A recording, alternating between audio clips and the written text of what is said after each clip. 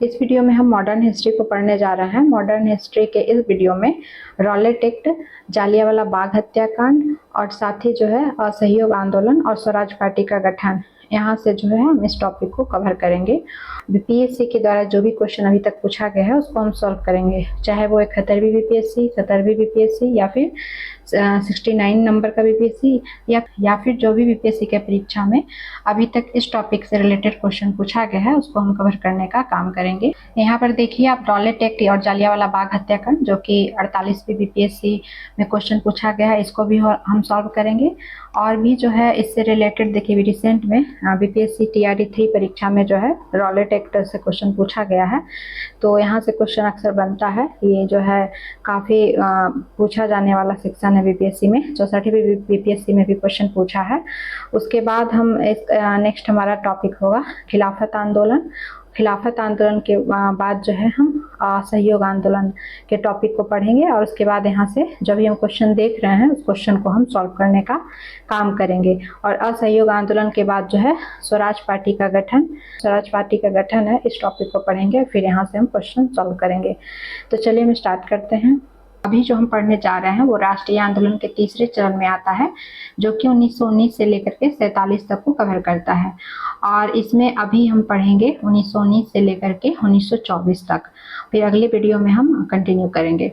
तो 1919 की एक सबसे महत्वपूर्ण जो घटना है जो कि 1919 ईस्वी में हुई है, तो 1919 की एक जो महत्वपूर्ण घटना है वो रॉलेट एक्ट है। रॉलेट एक्ट जो है काफ़ी क्वेश्चन एग्जाम में इससे पूछा जाता है। तो रॉलेट एक्ट को रॉलेट एक्ट क्यों कहा जाता है और साथ ही ये रॉलेट एक्ट क्यों लाया गया है, तो इसकी पृष्ठभूमि यहाँ पर बहुत अच्छे से दी हुई है कि गरीबी, बीमारी, नौकरशाही के दमन चक्र और युद्ध काल में धन एकत्र करने और सिपाहियों की भर्ती में सरकार द्वारा प्रयुक्त कठोरता के कारण भारतीय जनता में अंग्रेजी शासन के विरुद्ध जो है पनप रहे असंतोष ने उग्रवादी क्रांतिकारी गतिविधियों को तेज कर दिया था। तो एक बात तो समझ में आ गई कि रॉलेट एक्ट जो लाया गया था अंग्रेजों की तरफ से, ये उग्रवादी जो क्रांतिकारी गतिविधियां काफ़ी तेज हो रही थी उसको दबाने के लिए लाया गया था। और उग्रवादी क्रांतिकारी गतिविधियां क्यों उभर रही थी, तो उसके पीछे यहाँ रीजन दिया हुआ है कि यहाँ भारत में जो है गरीबी, नौकरशाही के दमन चक्र और युद्ध काल में धन एकत्र करने और सिपाहियों की भर्ती में सरकार द्वारा प्रयुक्त कठोरता के कारण भारतीय जनता में एक असंतोष आया और उस असंतोष के कारण जो है उग्रवादी क्रांतिकारी विचारधारा लोगों में तेजी से उभरने लगी और उसी को दबाने के लिए रॉलेट एक्ट जो है लाया गया है। तो बढ़ रही क्रांतिकारी गतिविधियों को कुचलने के लिए सरकार ने सन 1917 में न्यायाधीश सिडनी रॉलेट की अध्यक्षता में एक समिति को बुलाया, जिसे आतंकवाद को कुचलने के लिए, वो लोग उसे आतंकवाद का नाम देते थे लेकिन हम क्रांतिकारी गतिविधियां कहेंगे, जिसे आतंकवाद को कुचलने के लिए प्रभावी योजना का निर्माण करना था। तो इसी न्यायाधीश सिडनी रॉलेट एक्ट की अध्यक्षता में जो एक समिति का गठन किया गया, इसी समिति रॉलेट समिति के सुझावों के आधार पर फरवरी 1919 को जो है केंद्रीय विधान परिषद में 2 विधेयक पेश किए गए, जिसमें से एक विधेयक परिषद के भारतीय सदस्यों के विरोध के जो है बाद भी ये पास हो गया। तो जो ये पास हुआ है एक विधेयक वही 17 मार्च 1919 को केंद्रीय विधान परिषद से पास हुआ और विधेयक रॉलेट एक्ट या रॉलेट अधिनियम के नाम से जाना गया। तो हमने समझ लिया कि रॉलेट एक्ट लाया क्यों गया और रॉलेट एक्ट लाने के पीछे जो है क्या पृष्ठभूमि काम कर रही थी। रॉलेट अधिनियम के द्वारा अंग्रेजी सरकार जिसको चाहे जब तक चाहे बिना मुकदमा चलाए जेल में बंद रख सकती थी। ये रॉलेट अधिनियम का जो है प्रावधान था। इसीलिए इस रॉलेट कानून को जो है बिना वकील, बिना अपील और बिना दलील का कानून कहा गया। इस तरह से हम कह सकते हैं कि जो रॉलेट एक्ट है जनता की साधारण स्वतंत्रता पर एक तरह से प्रत्यक्ष कुठाराघात था तथा अंग्रेजी सरकार की बर्बर और स्वेच्छाचारी नीति का ये स्पष्ट प्रमाण था। रॉलेट एक्ट को भारतीय जनता ने काला कानून कहकर आलोचना की और भारतीयों ने काला कानून का वास्तविक रूप दिखाने के लिए नारा लगाया, कोई वकील नहीं, कोई दलील नहीं, कोई अपील नहीं। अभी हमने पढ़ा कि इस कानून को बिना वकील, बिना अपील और बिना दलील का कानून कहा गया। गांधी जी ने यानी महात्मा गांधी ने रॉलेट एक्ट की आलोचना करते हुए इसके विरुद्ध सत्याग्रह चलाने के लिए जो है एक सत्याग्रह सभा की भी स्थापना स्थापना की। और रॉलेट एक्ट विरोधी सत्याग्रह के पहले चरण में स्वयं सेवकों ने कानून को औपचारिक चुनौती देते हुए गिरफ्तारियां भी दी। यानी रॉलेट एक्ट विरोधी सत्याग्रह के पहले चरण में हम देखें, जिस सत्याग्रह की बात गांधी जी ने की है, तो उसके सत्याग्रह के पहले चरण में कुछ स्वयंसेवकों ने कानून को औपचारिक चुनौती देने के लिए कुछ अपनी गिरफ्तारियां भी दी। 6 अप्रैल 1919 को गांधी जी के अनुरोध पर जो है देश भर में हड़तालों का आयोजन किया गया। हिंसा की छोटी मोटी घटनाओं के कारण गांधी जी का पंजाब और दिल्ली में प्रवेश प्रतिबंधित कर दिया गया और गांधी जी ने अंग्रेजों को जो है इस तरह से शैतानी लोग की संज्ञा दी। 9 अप्रैल को गांधी जी का दिल्ली में प्रवेश के प्रयास में गिरफ्तार कर लिए गए और इनकी गिरफ्तारी से देश भर में आक्रोश बढ़ गया। गांधी जी को हालांकि बंबई ले जाकर फिर रिहा कर दिया गया। रॉलेट एक्ट के विरोध में गांधी जी द्वारा स्थापित जो सत्याग्रह सभा में जमुना लाल दास, द्वारका दास, शंकरलाल बैंकर, उमर सोमानी, बीजी हारनीवन, ये सब जो है शामिल थे। रॉलेट एक्ट के बाद जो एक महत्वपूर्ण घटना होती है जालियावाला बाग हत्याकांड की। तो ये जालियावाला बाग हत्याकांड कब होता है? 13 अप्रैल 1919 ईस्वी को होता है। ये क्यों होता है? तो पंजाब के जो एक लोकप्रिय नेता होते हैं, दो नेता डॉक्टर सैफुद्दीन किचलू और डॉक्टर सत्यपाल, इनकी गिरफ्तारी के विरोध में जो है प्रदर्शन के लिए एक जुलूस निकाला जाता है। हालांकि ये जुलूस जो है 10 अप्रैल को निकाले गए। एक शांतिपूर्ण जुलूस पर जो है पुलिस ने गोली चलाकर कुछ निहत्थे आंदोलनकारियों को मार दिया, जिसमें स्थिति बेकाबू हो गई और परिणाम स्वरूप जो है 12 अप्रैल को सेना बुलाई गई। वहीं 13 अप्रैल 1919 जो कि बैसाखी का दिन था, वो उस दिन जो है अमृतसर के जालियावाला बाग में गोलीकांड और नेताओं जो कि सैफुद्दीन किचलू और सत्यपाल की गिरफ्तारी के विरुद्ध एक शांतिपूर्ण सभा का आयोजन किया गया था। वहाँ जो है एक सभा का आयोजन होता है और उस सभा स्थल जो था, वो सभा स्थल चारों ओर से ऊंची ऊंची दीवारों से घिरा था। 2-4 फीट के दरवाजों के अलावा केवल एक जो है इतना फीट का 7.5 फीट का दिया हुआ है चौड़ा दरवाजा था। तो जो 13 अप्रैल 1919 में किचलू और सत्यपाल की गिरफ्तारी के विरुद्ध जो है एक शांतिपूर्ण सभा का आयोजन किया गया था 13 अप्रैल 1919 को। और उस सभा स्थल पर उपस्थित अंग्रेज जनरल ओ डायर ने बिना किसी पूर्व सूचना व चेतावनी के जो सभा यहाँ पर इकट्ठी हुई थी, उस सभा पर जो है गोली चलवा दी, उस भीड़ पर गोली चलवा दी, जिसमें करीब 1000 लोग मारे गए। और सरकारी रिपोर्ट के अनुसार जो है यहाँ पर कुछ फैक्ट दिया हुआ है, ये हमारे लिए उतना इम्पोर्टेंट नहीं है। यहाँ पे फैक्ट एग्जाम के दृष्टिकोण से ओ डायर का नाम इम्पोर्टेंट है कि किसके द्वारा सभा स्थल पर गोली चलवाई गई थी, तो ओ डायर के द्वारा। वहीं 13 अप्रैल 1919 को की इस भयंकर त्रासदी ने कठोर से कठोर मानव हृदय को दहला दिया। निहत्थे पुरुषों, औरतों और बच्चों का ऐसा हत्याकांड हुआ जिसने राष्ट्र की सोई हुई आत्मा को झकझोर डाला और राष्ट्रीय आंदोलन की दिशा बदल दी।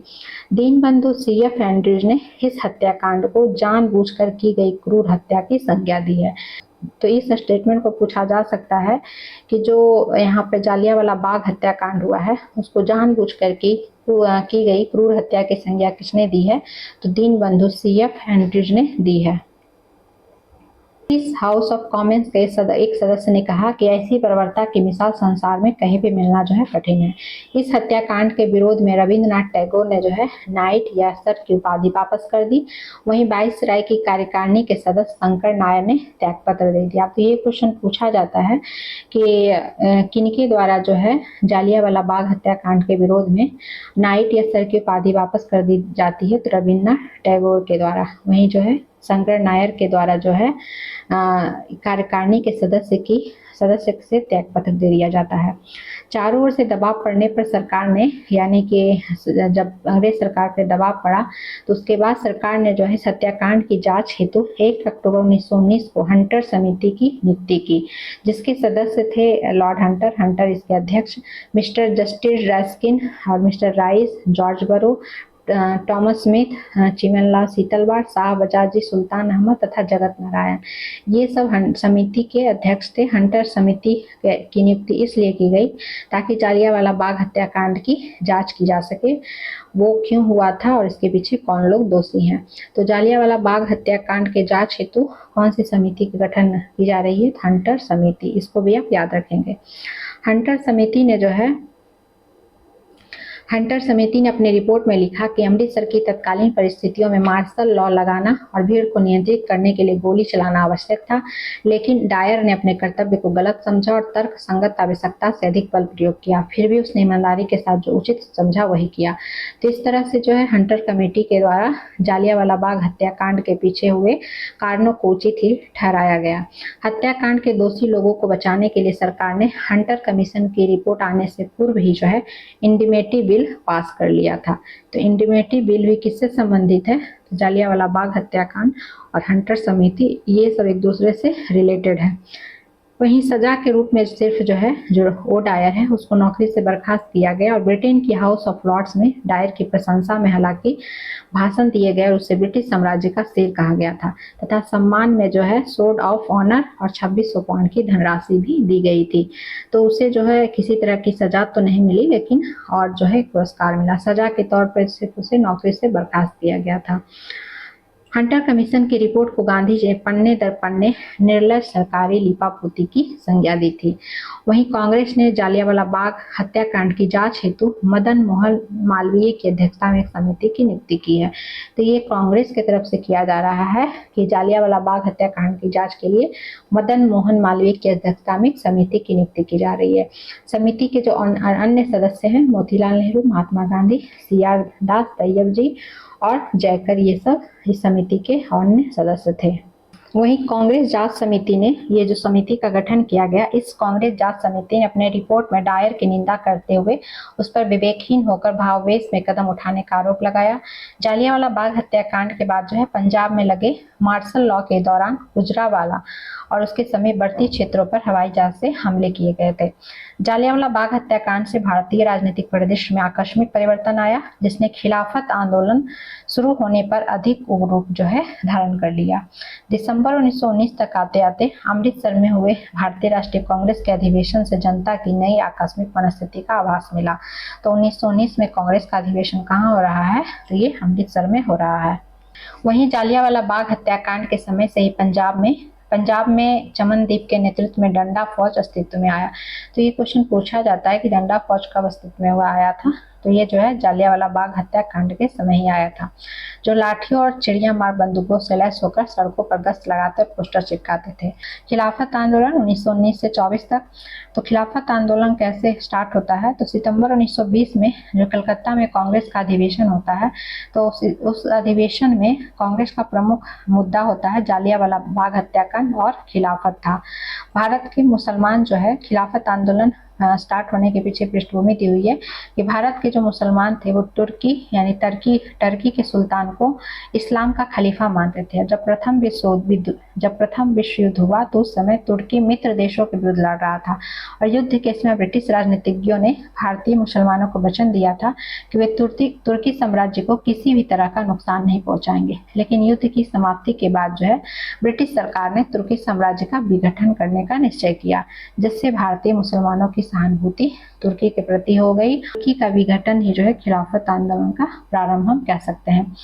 तो हकीम अजमल खान, डॉक्टर मुख्तार अहमद अंसारी, मौलाना अल हसन अब्दुल बारी, मौलाना अबुल कलाम आजाद, मोहम्मद अली, शौकत अली, ये सब जो है तुर्की के समर्थक थे। तो यही सब जो है खिलाफत आंदोलन के प्रमुख नेता भी हैं।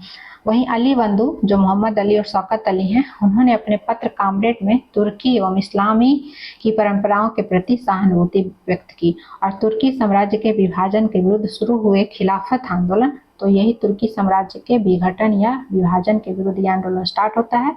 शुरू हुए खिलाफत आंदोलन ने उस समय अधिक जोर पकड़ लिया जब उसमें गांधी जी ने हिस्सेदारी की और गांधी जी ने खिलाफत आंदोलन को हिंदू मुस्लिम एकता का जो है एक सुनहरा अवसर मानते हुए इसको जो है जोड़ दिया था असहयोग आंदोलन से बाद में। 17 अक्टूबर 1919 को जो है अखिल भारतीय स्तर पर खिलाफत दिवस मनाया गया, 17 अक्टूबर 1919 को। और सितंबर 1919 में अखिल भारतीय खिलाफत कमेटी का गठन किया गया और जब जाकर दिल्ली में 24 नवंबर 1919 को होने वाले खिलाफत कमेटी के सम्मेलन की अध्यक्षता महात्मा गांधी को प्रदान की गई।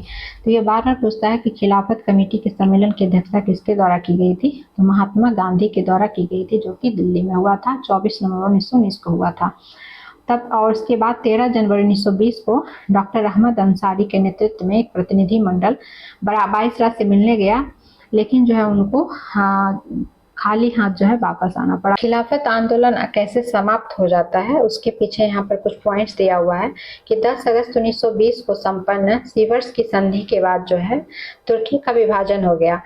तो इस तुर्की के विभाजन के बाद जो है भारतीय खिलाफत कमेटी ने 1924 में विरोध प्रदर्शन के लिए एक प्रतिनिधि मंडल तुर्की भेजा। मुस्तफा कमाल पाशा ने इस प्रतिनिधि मंडल की केवल उपेक्षा ही नहीं किया बल्कि 3 मार्च 1924 ईस्वी को खलीफा का पद भी जो है समाप्त कर दिया। तो जिसके लिए वो लड़ रहे थे वो जो है वो उस खलीफा का पद भी जो है समाप्त कर दिया गया। और कमाल पाशा ने तुर्की को एक धर्मनिरपेक्ष राज्य घोषित करके मित्र राष्ट्रों के साथ नई संधि कर ली। उसके बाद भारत में खिलाफत आंदोलन का अंत हो गया। तो जिसके लिए स्टार्ट किया गया था वही प्रॉब्लम नहीं रहा, तो उसके बाद जो है भारत में भी खिलाफत आंदोलन का अंत हो गया। फिर बाद में गांधी जी के द्वारा जो है खिलाफत कमेटी को सलाह दी जाती है कि अब उनके सामने एक ही रास्ता है कि वो जो भारत में असहयोग आंदोलन चल रहा है ब्रिटिश साम्राज्य के विरोध में, तो उस असहयोग आंदोलन का वो एक हिस्सा बन जाए। तो इस समिति द्वारा जो है गांधी जी का खिलाफत कमेटी द्वारा जो है गांधी जी का यह सुझाव मान लिया गया और खिलाफत और असहयोग आंदोलन दोनों जो है जुड़ गए। तो असहयोग आंदोलन अब कैसे प्रारंभ होता है, तो सितंबर 1920 में लाला लाजपत राय की अध्यक्षता में कलकत्ता में हुए कांग्रेस के विशेष अधिवेशन में कांग्रेस ने पहली बार भारत में विदेशी शासन के विरुद्ध सीधी कार्यवाही करने, विधान परिषदों का बहिष्कार करने तथा असहयोग और सविनय अवज्ञा आंदोलन प्रारंभ करने का निर्णय लिया। तो असहयोग आंदोलन प्रारंभ करने का निर्णय कब लिया गया है, सितंबर 1920 में कांग्रेस के कलकत्ता अधिवेशन में ये निर्णय लिया गया है। और ये कांग्रेस का कलकत्ता अधिवेशन की अध्यक्षता किसके द्वारा की जा रही है, लाला लाजपत राय के द्वारा की जा रही है। ये क्वेश्चन पूछता है। तो अब हम असहयोग आंदोलन को जो है अच्छे से पढ़ेंगे, यहाँ से क्वेश्चन अक्सर रहता है। तो असहयोग आंदोलन 1920 से 21 का है। कलकत्ता में कांग्रेस के विशेष अधिवेशन 1920 में पास हुआ और असहयोग आंदोलन का प्रस्ताव जो है दिसंबर 1920 में नागपुर में हुए कांग्रेस के वार्षिक अधिवेशन में पुष्टि कर दी गई। तो क्वेश्चन कैसे फ्रेम किया जाता है उस पर डिपेंड करता है। अगर पूछेगा कि कांग्रेस के किस अधिवेशन में असहयोग आंदोलन का प्रस्ताव पास हुआ, तो वो हो जाएगा कलकत्ता अधिवेशन 1920 का अधिवेशन। वही जो है इसकी पुष्टि कब की गई इस आंदोलन के लिए कि यह आंदोलन होगा, तो वो हो जाएगा 1920 का नागपुर अधिवेशन। तो कांग्रेस के नागपुर अधिवेशन का विशेष महत्व इसलिए है क्योंकि इस अधिवेशन में असहयोग के प्रस्ताव की पुष्टि के साथ ही 2 और महत्वपूर्ण निर्णय लिए गए। और आपको ये भी याद रखना 1920 में 2 अधिवेशन हुए हैं, एक तो जो वार्षिक होता था और एक जो है विशेष अधिवेशन हुआ है। तो पहले निर्णय के अंतर्गत जो 2 निर्णय लिए गए कांग्रेस के नागपुर अधिवेशन में, तो उस पहले निर्णय के अंतर्गत कांग्रेस ने अब ब्रिटिश साम्राज्य के भीतर स्वशासन को अपना लक्ष्य त्याग कर ब्रिटिश साम्राज्य के भीतर और आवश्यक हो तो उसके बाहर स्वराज्य का लक्ष्य जो है घोषित किया। वही जो है असहयोग आंदोलन का प्रस्ताव देखें तो गांधी जी के द्वारा लिखा गया था कि असहयोग आंदोलन कैसा होगा, इसका प्रस्ताव गांधी जी के द्वारा लिखा गया था। और इसी असहयोग आंदोलन के समय गांधी जी ने 1 वर्ष में स्वराज का नारा दिया था। तो 1 वर्ष में स्वराज का नारा गांधी जी ने असहयोग आंदोलन के दौरान दिया था। ये हो गया पहला निर्णय।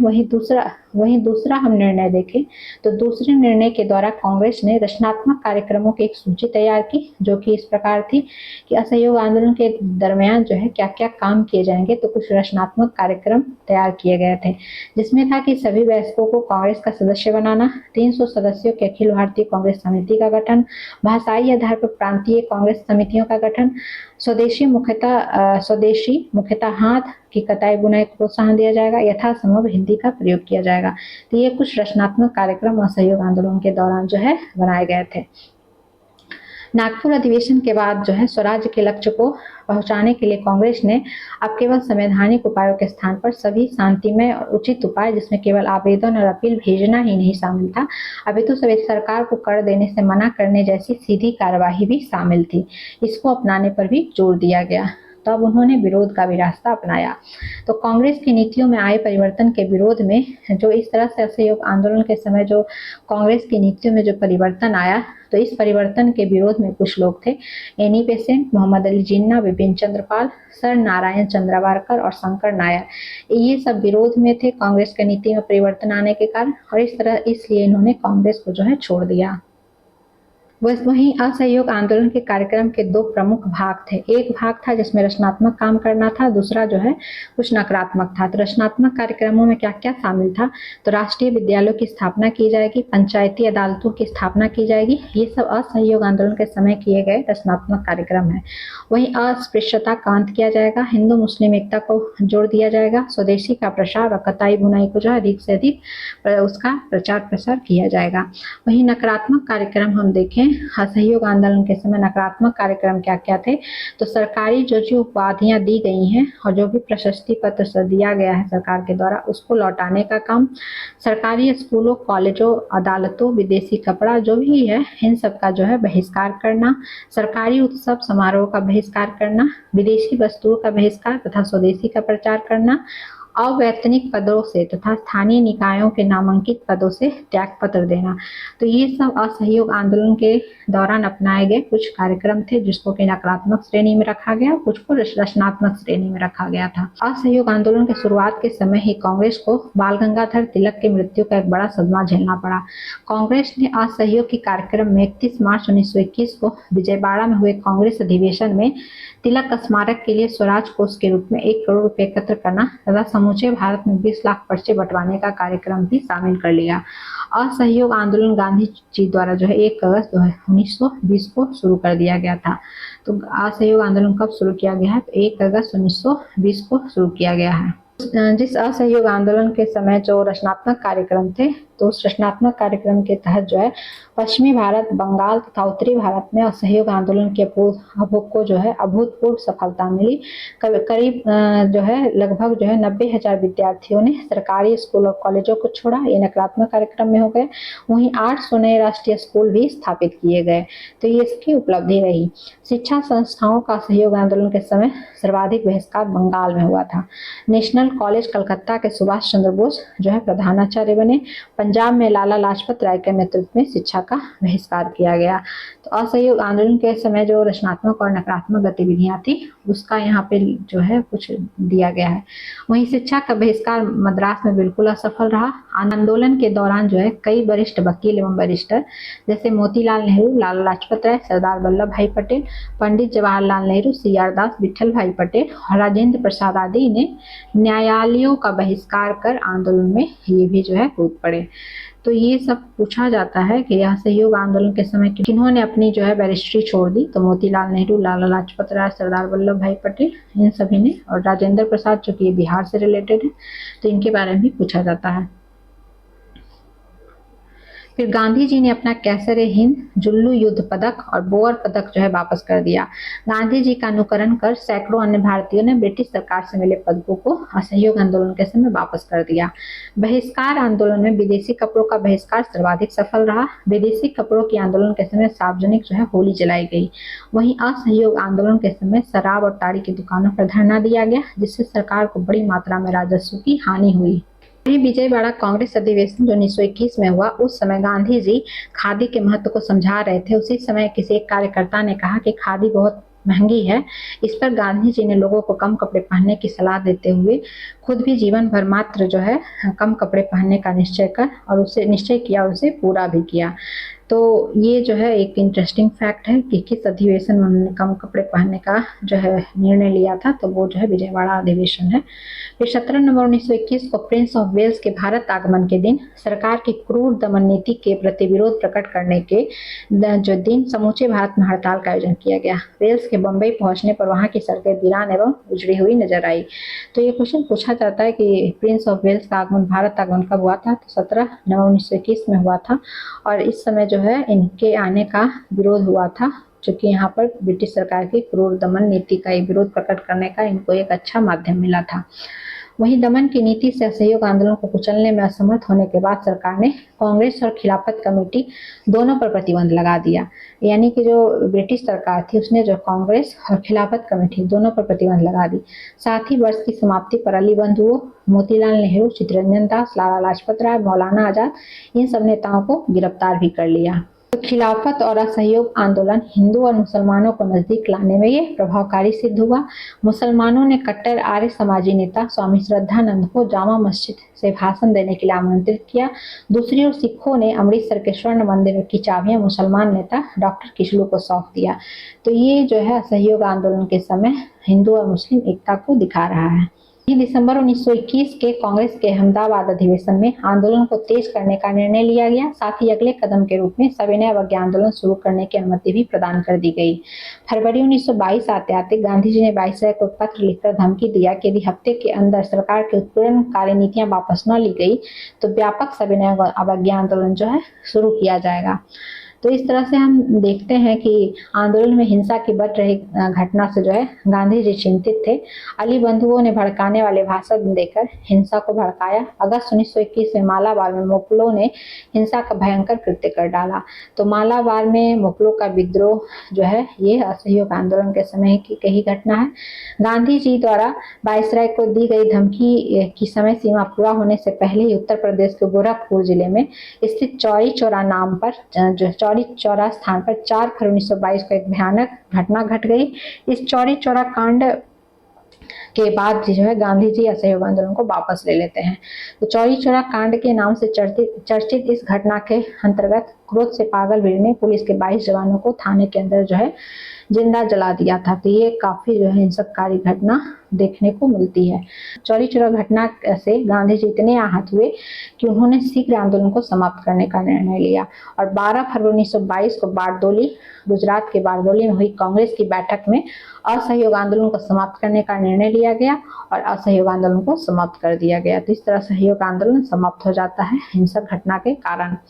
तो जिस समय जनता का उत्साह अपने चरम बिंदु पर था आंदोलन को लेकर, उस समय गांधी जी द्वारा आंदोलन को वापस लेने के निर्णय से देश को आघात पहुंचा।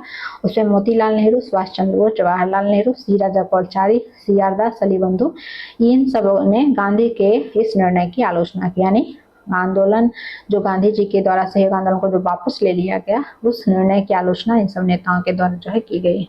आंदोलन को समाप्त करने के अपने निर्णय के बारे में गांधी जी ने यंग इंडिया में लिखा कि आंदोलन को हिंसक होने से बचाने के लिए मैं हर एक अपमान, हर एक यंत्रणापूर्ण बहिष्कार, यहाँ तक कि मौत को भी सहने को तैयार। यानी वो हिंसा नहीं चाहते थे और हिंसा होने के कारण ही उन्होंने आंदोलन को वापस ले लिया। आंदोलन की समाप्ति के बाद गांधी जी की स्थिति बड़ी कमजोर हुई। सरकार ने इस स्थिति का फायदा उठाकर 10 मार्च 1922 को गांधी जी को गिरफ्तार कर लिया और न्यायाधीश ब्रूमफील्ड ने गांधी को असंतोष भड़काने के अपराध में 6 वर्ष की कैद की सजा दी। हालांकि वो पहले ही छूट जाते हैं। तो इस तरह से हम असहयोग आंदोलन का अगर हम मूल्यांकन देखें, एक दो मूल्यांकन हम देख लेते हैं। तो असहयोग आंदोलन देखें तो सचमुच भारत का पहला जन आंदोलन था। इसका सूत्रपात एक क्रांतिकारी कदम था जिसने कांग्रेस के स्वरूप और स्वभाव में मूलभूत परिवर्तन ला दिया। कांग्रेस अब लोकप्रिय लोकतंत्रीय अखिल भारतीय संस्था तथा भारत में विदेशी शासन के विरुद्ध अहिंसात्मक विद्रोह का ये माध्यम बन गई। वहीं कोपलैंड के अनुसार जो है गांधी जी ने भारत के इतिहास का रुख बदल दिया।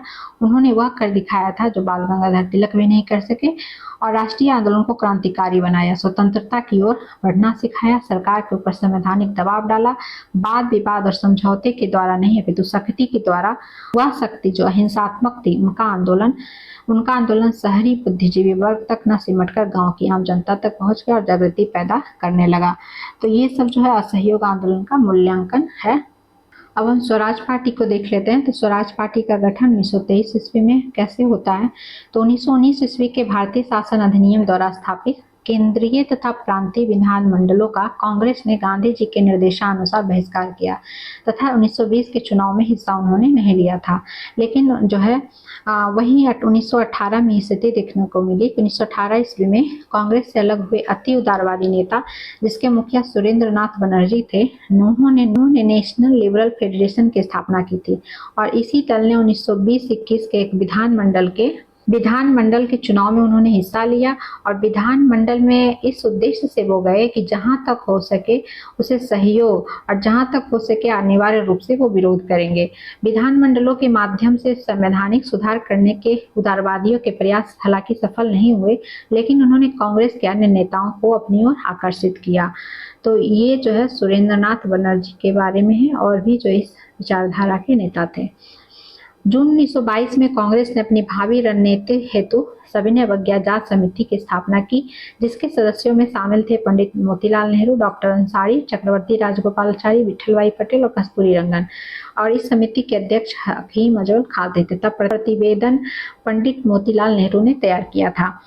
असहयोग आंदोलन की समाप्ति और गांधी जी की गिरफ्तारी के बाद देश के वातावरण में जो है अजीब सी निराशा का माहौल बन गया था। निराशा किसी माहौल में कांग्रेस ने एक नई विचारधारा को जन्म दिया, जिसके सूत्रधार पंडित मोतीलाल नेहरू थे। तो अभी हम जो है कैसे स्वराज पार्टी का गठन होता है उसका एक तरह से पृष्ठभूमि पढ़ रहे हैं। तो पंडित मोतीलाल नेहरू और सीआर दास ने राष्ट्रीय आंदोलन की प्रगति को बनाए रखने के लिए कांग्रेस को विधान मंडलों में प्रवेश कर उसके भीतर से राजनीतिक लड़ाई लड़ने के विचार को प्रस्तुत किया कि हम विधान मंडल में जाएंगे, उसमें जा करके वहां जो है संवैधानिक दबाव बन करके अपनी लड़ाई को कंटिन्यू रखेंगे। ये इनका विचार था। उनके अनुसार विधान मंडलों द्वारा हम जनता की आवाज और मांगों को सरकार तक पहुंचा सकते हैं और इस तरह राष्ट्रीय आंदोलन को भी जिंदा रखा जा सकता है। तो पंडित मोतीलाल नेहरू और सीआर दास ने 1923 के चुनावों के माध्यम से विधान मंडल में पहुंचने की योजना को 1922 के कांग्रेस के गया अधिवेशन में बहुमत के साथ अस्वीकार कर दिया गया।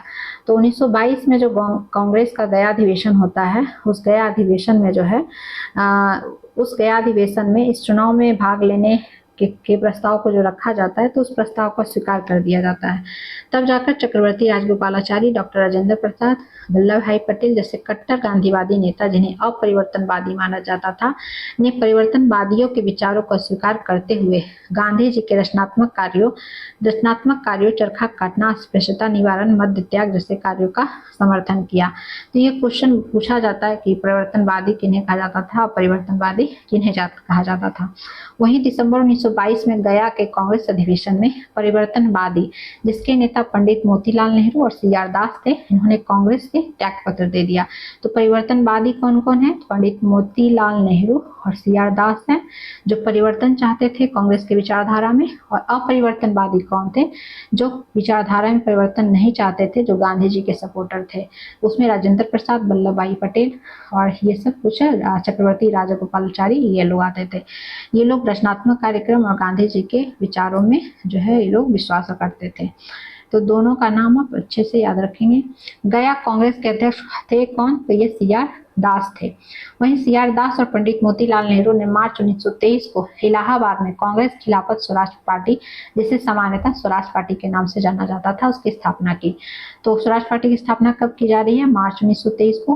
कहाँ की जा रही है? इलाहाबाद में की जा रही है। किसके द्वारा की जा रही है? सीआर दास और पंडित मोतीलाल नेहरू के द्वारा की जा रही है। और इसका नाम क्या है? कांग्रेस खिलाफत स्वराज पार्टी। यानी कांग्रेस की विचारधारा से थोड़ा बहुत ही ये जो है मतभेद रखती है, इसीलिए कांग्रेस खिलाफ स्वराज पार्टी इसका नाम है। और इसके नेता कौन कौन है? सीआर दास और पंडित मोतीलाल नेहरू।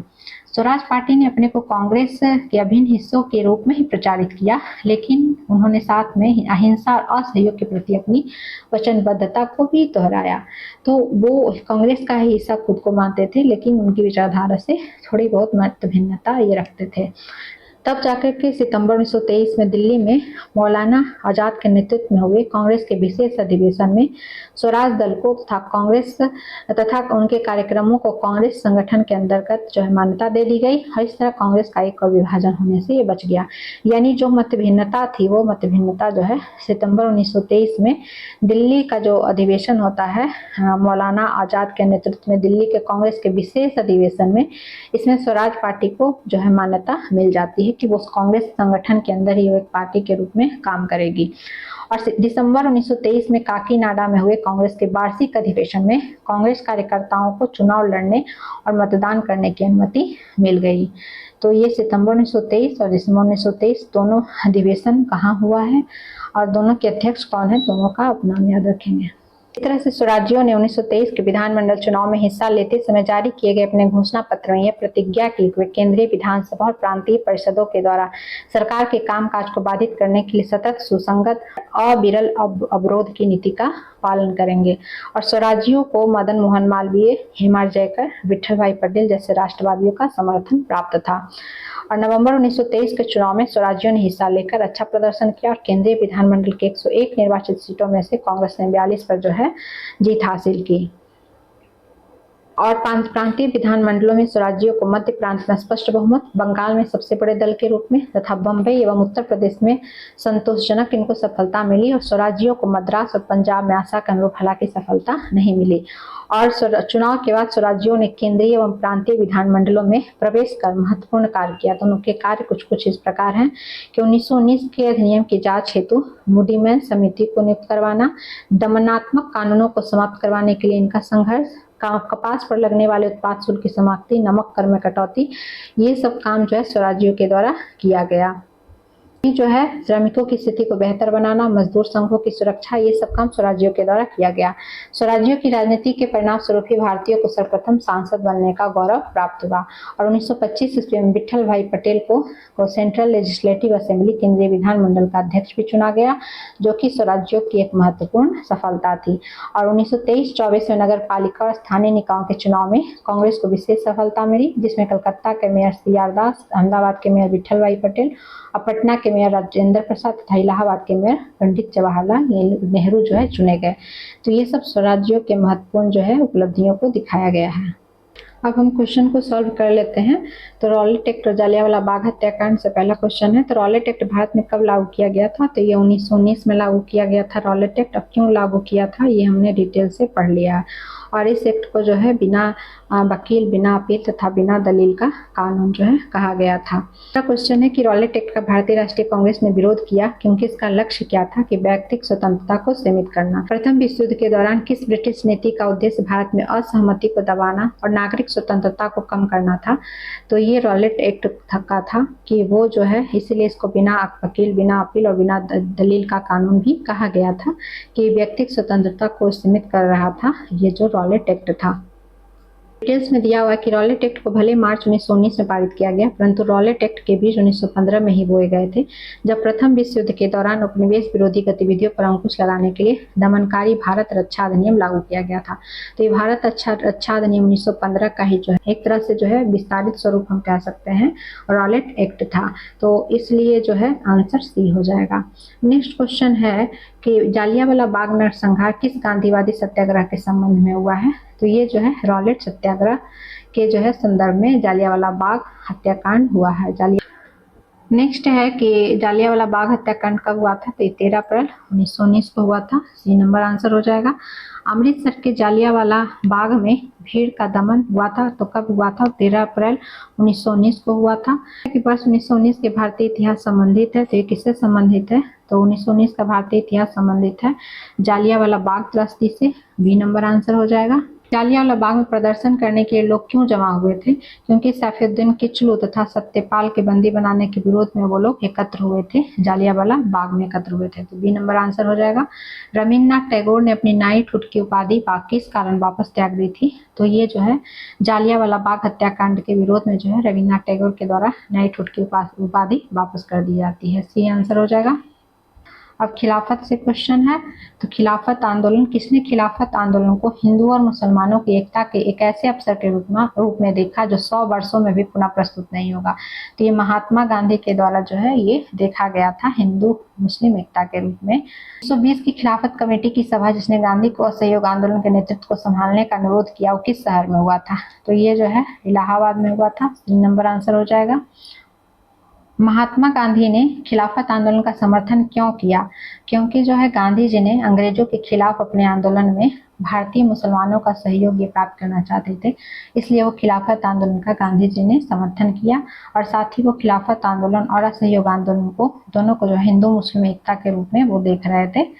है कि किस घटना ने खिलाफत आंदोलन के लिए उत्प्रेरक का काम किया?